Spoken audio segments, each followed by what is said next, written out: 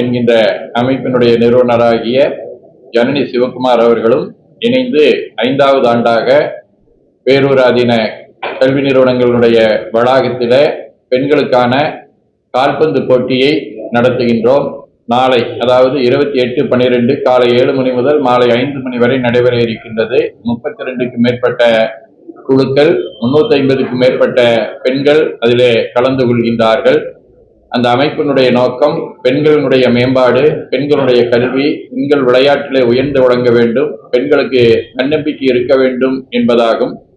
அதே போல இந்த ஆண்டினுடைய குறிக்கோளாக தனிமனித அமைதிதான் உலக அமைதி என்கின்ற அடிப்படையிலே தனிமனித அமைதி, குறிப்பாக மகளிருடைய மனதிலே அமைதி என்பதை முன்னிறுத்தி இந்த போட்டி நடைபெறுகின்றது. So அதுக்காக Girls Play Global was created to encourage more girls to participate in football, specifically encouraging them to learn about global issues at the same time.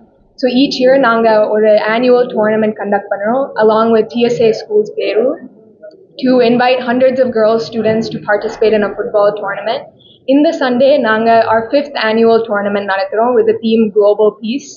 In the tournament, over 32 teams and 350 girls participate.